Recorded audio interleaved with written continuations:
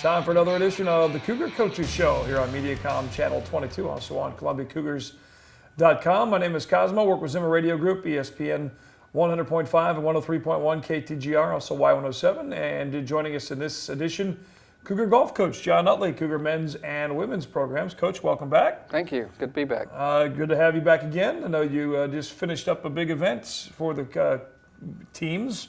Columbia hosting your first event. Take us a little bit through the Fall Invitational. Well, we have made our new home, Columbia Country Club, this year, and have enjoyed a nice fall of a newly renovated golf course and brand new greens that are rolling great. And we're fortunate enough to host a tournament, and we called it the Columbia Cougar Classic. We had 7 men's teams and 7 women's teams, a few individuals, and had 80 golfers here Monday and Tuesday. And Mother Nature gave us a little moisture overnight Monday night, but we had no delays and started on time Tuesday morning and had a great event. And both of your teams did very well. The women especially showed up really good. They did. The ladies finished second out of the 7 teams. The men finished third out of 7, and very happy with the effort they put out. And when you mentioned it as a classic format, how does it work as far as who were some of those other schools? I know William Woods was the winner in both sides, and correct me if I'm wrong, but they're kind of the cream of the crop as far as the conference. Well, in the conference, they have kind of dominated over the years. Their ladies team are currently ranked number 1 in the nation for NAIA, so that's pretty good. That's pretty good. And I think their men's team's ranked about 15th. The men's team was upset last year by MOBAP in the conference championship, and we finished third on the men's side. But the ladies have seemed to dominate for the last few years. But I'm very excited about my girls' effort. They've kind of seemed like they're closing the gap. It'll take us a while to get there, but they're working hard and we're getting closer. Who are some of the other schools that came into Columbia for the big event? On the men's side, we had obviously ourselves, William Woods, Central Methodist, Hannibal LaGrange, who is also in our conference.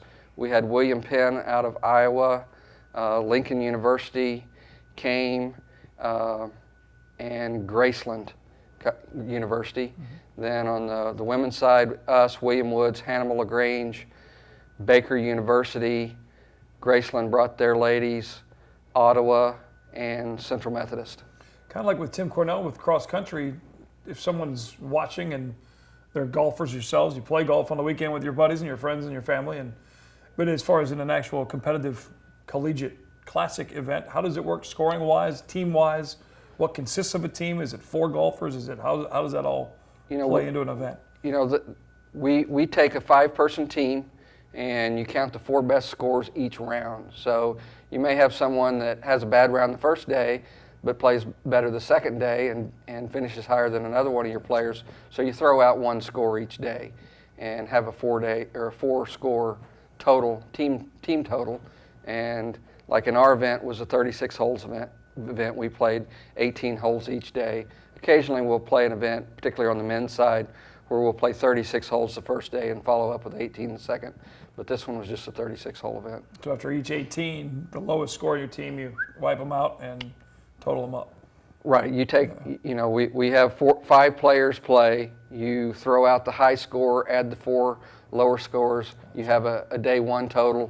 You do the same thing the second day, add them 2 to get together, and you have a 36-hole team total. Why do you throw out the high score? Throw out the low one. We don't want the high one. Oh, yeah, reverse golf numbers. High that way. That's what you meant, not the best score. Sorry, I'm confused. Now, individual-wise, and then there's the team totals. They do. We also make note of the individual awards. For our particular tournament, we gave an all-tournament team of the 5 low scores, in which we had Avery Rochester, our freshman from Michigan. She finished 3rd and made the all-tournament team, and Brandon Bowman for the men's team. He's a transfer that came in for us this year. We'll have this year and next year eligible. He made the all-tournament team on the men's side. And we've had a good fall, particularly on the women's side. Hannah Gill, who's a senior, she was low medalist for the first event that we played at Baker University about a month and a half ago, and in which the women, our team won. And then we finished second at the William Woods Invitational, and Lakin Freeze, our sophomore from Quincy, she made the all-tournament team there. So the girls are stepping it up and reaping some of those rewards. Now, competitive-wise, you mentioned there's a fall and a spring season. Take us through. Let's start with fall. Let's say students come back in. When do you get them, and when do they start practicing for the first events? Technically, golf is a spring sport. So meaning our conference championships and nationals are in the spring, but we play some tournaments in the fall, and then some leading into the championships.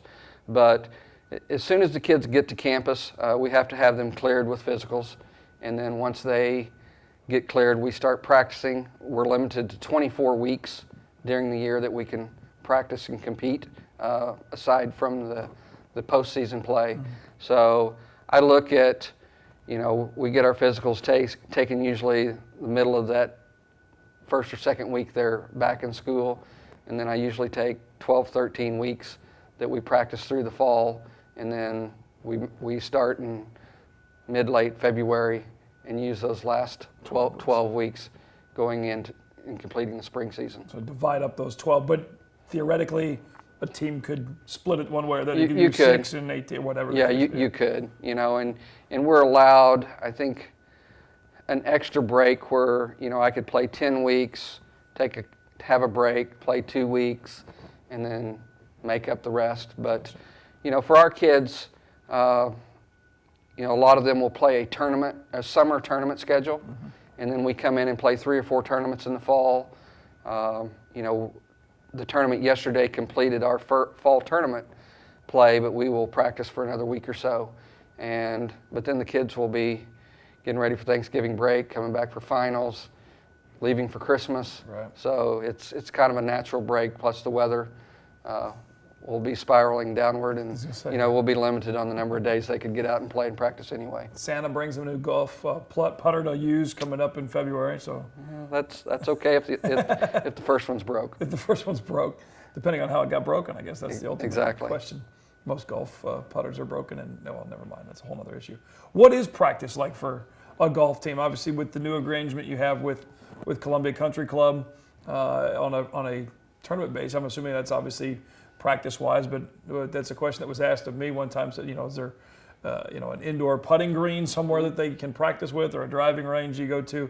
How does that work as far as what consists of a practice day for the golf teams? Well, we're at a little disadvantage in that, the kids have various class schedules during the day, and we can't practice after dark. So, particularly now that the days are getting shorter. But when they first come in, Monday's typically a short game day. When they all get out of class, we get them together and we just spend time chipping and putting. Tuesdays and Thursdays seem to be lighter class days where they can get to the golf course sooner. So we definitely try to make those days that we get out and play holes, make those usually our qualifying days. Wednesday kind of being a hump day. They have morning workouts, but we usually give them that day off, and I have enough of them that like golf that want to practice. They usually get to the golf course and do stuff on their own. And then typically, we'll do some kind of practice on Friday and Saturdays, and then give them Sunday off as well. And then once the weather gets bad, we have the turf room here in the Southwell complex that we have a net set up that they can hit balls inside. I have a Dream Green putting surface that it's about a 9-foot putting surface, but it has slope adjustments on the sides where they can work on whether it breaks left to right or right to left, and they can get in there through the wintertime and do some stuff if the ground's covered outside. Right, which most likely it is. It seems like around here, but it's that's definitely one of those events as far as adjusting to the weather. When we come back, let's talk about some of the individuals on both your teams. You mentioned a few of their names before, and I'm going to talk to you, since we're in year 2, a little bit on the difference between the debut season a year ago and some things you learned from year 1 to take into year 2. We're talking Cougar Golf, men's and women's golf programs with head coach John. I'll be back after this on ColumbiaCougars.com and MediaCom Channel 22.